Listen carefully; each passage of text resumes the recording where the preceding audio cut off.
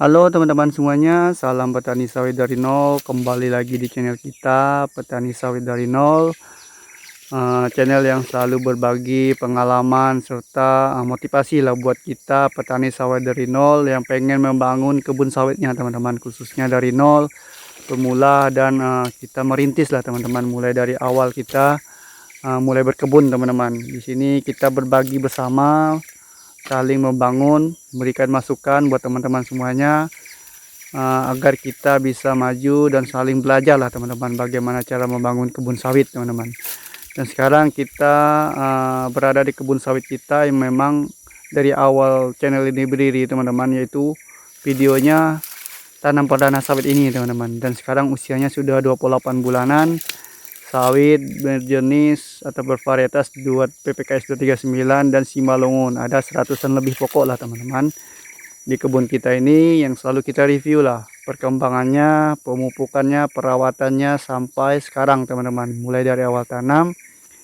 Dan sekarang kita berbagi lah teman-teman, melihat perkembangannya sambil kita jalan-jalan, sambil kita melihat perkembangan sawit kita ini teman-teman. Kita berbagi bagaimana cara kita membangun khususnya kebun sawit kita ini teman-teman, karena memang kita ini dengan dana minim teman-teman, apalagi kita memang perintis mulai dari nol. Makanya channel kita ini channel sawit dari nol teman-teman. Kita mulai awal menanam kebun sawitnya, kebun ini teman-teman. Kita belajar bersama, khususnya untuk kita pemula lah teman-teman. Kita saling memberi masukan buat teman-teman semuanya lah teman-teman. Ini perkembangan sawit kita usia 28 bulan, memang sudah hampir siap panen perdana teman-teman. Sudah kita hentikan kastrasi.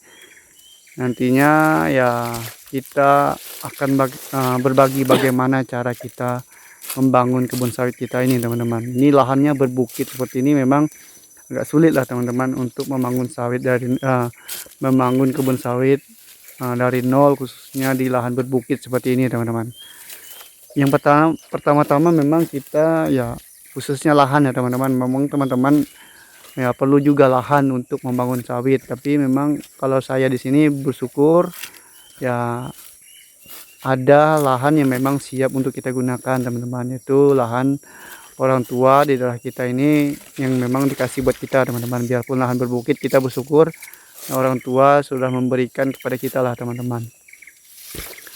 Ini seperti ini teman-teman, di terasan seperti ini. Ada juga yang belum mengeluarkan buah teman-teman, tapi sudah kita hentikan kastrasi. Perkembangannya seperti ini untuk sawit kita teman-teman. Buahnya juga keliling seperti ini ya. Itu yang dapat kita sharing lah, berbagi pengalaman buat teman-teman. Yang pertama tadi memang lahan kita teman-teman. Lahan kita ya, kalau teman-teman tidak punya lahan ya terpaksa harus mempersiapkan untuk biaya lahan teman-teman, pembelian lahan. Kalau saya memang jujur tidak perlu membeli lahan lagi karena kita dapat lahan ini. Makanya kita punya plus minus masing-masing lah teman-teman, khususnya kalau membangun kebun sawit. Kalau memang tidak punya lahan ya kita usahakan lahan dulu teman-teman. Ya untuk pembukaan lahan teman-teman, untuk dana minim lah buat kita. Jadi untuk dapat lahan kita ya bersyukur gratis lah teman-teman. Kalau untuk pembukaan lahan ya kita hampir ya ngupah orang lah teman-teman, tapi kita dibantu oleh orang yang beladang di sini teman-teman, khususnya keluarga yang mau beladang waktu itu. Jadi kita sharing lah modal untuk buka lahan teman-teman, mulai dari nebang hingga bakarnya teman-teman. Kita sharing, berbagi modal lah buat buka lahannya teman-teman. Selanjutnya untuk bibit ya, makanya saya bilang sering saya bilang di channel ini, untuk bibit saya ya untuk modal minim seperti kita, kalau beli bibit tanam yang siap tanam memang agak besar lah biayanya teman-teman, karena memang biaya untuk atau bibit harga siap tanam itu harganya rata-rata di atas 40 atau 45 ke atas teman-teman. Itu harga bibit unggul yang siap tanam ya teman-teman, bibit unggul. Tapi kalau bibit abal-abal atau bibit tidak jelas ya banyak, ada yang jual 20 sampai 35 pun ada ya teman-teman, untuk bibit abal-abal ya teman-teman. Tapi kalau bibit yang terpercaya yang yakin kita bibit unggul ya daerah kita ini ya kisaran segitulah teman-teman, di atas 45 sampai 60.000 di sini ya teman-teman di daerah kita.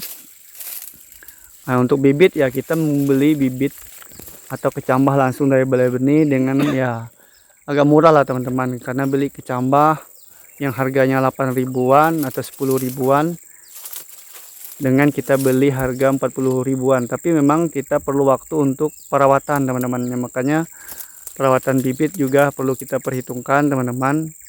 Tapi kita puas lah teman-teman dengan hasil seperti ini, buahnya keliling seperti ini. Sampai di siap panen kita melihat kebun sawit kita ini dengan ya terpercayalah bibit yang kita pesan langsung dari balai benih teman-teman. Waktu itu kita pesan melalui aplikasi Mesawit dengan mandiri lah teman-teman, pemesanan mandiri yang sering kita review atau bahas di channel ini teman-teman, cara pemesanannya. Untuk perawatan bibitnya biasa saja teman-teman, memang banyak upkill waktu itu teman-teman, dari 150 hanya dapat 110 atau 120-an yang bisa ditanam teman-teman. Tapi hasilnya memuaskan seperti ini teman-teman, buahnya cukup besar dan cukup keliling teman-teman. Tidak ada bunga-bunga jantan yang memang seperti sawit abal-abal yang sering kita lihat teman-teman. Dengan hasil seperti ini ya itu menjadi cara lah buat kita ya teman-teman, bagaimana kita mengefisien anggaran untuk buka kebun teman-teman.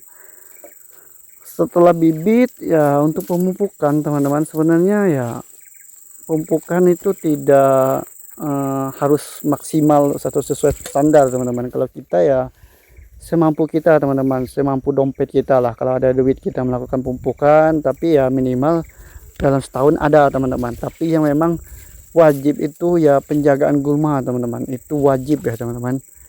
Saya ya kalau bisa dalam setahun 2 kali sampai 3 kali penyemprotan di lahan kita teman-teman. Tapi cara kita ini cukup membantu juga teman-teman. Ini memang menjadi tips buat teman-teman bagaimana cara menjaga gulma ya. Teman-teman bisa lihat lah penjagaan gulma kita ini cukup bagus teman-teman. Usia 2,5 tahun atau hampir 2,5 tahun masih bagus lah penjagaan gulma kita ini ya, karena kita tumpang sari dengan padi teman-teman. Di tahun kedua tetap kita lakukan tumpang sari dengan padi. Di tahun pertama tanam sawit juga seperti itu teman-teman. Sampai di tahun ketiga ini hampir kita lakukan tumpang sari, tapi padinya tidak maksimal teman-teman, karena memang akar sawitnya sudah terlalu menyebar teman-teman. Itu tips kita lah yang dapat kita bagikan bagaimana kita mengefisien anggaran untuk dana minim, bagaimana cara kita membangun kebun sawit mulai dari awal. Ya seperti itulah yang kita bagikan teman-teman. Saya sering membagikan bagaimana cara kita lah, bagaimana kita tips kita, khususnya pengalaman pribadi saya lah bagaimana membangun sawit ini teman-teman.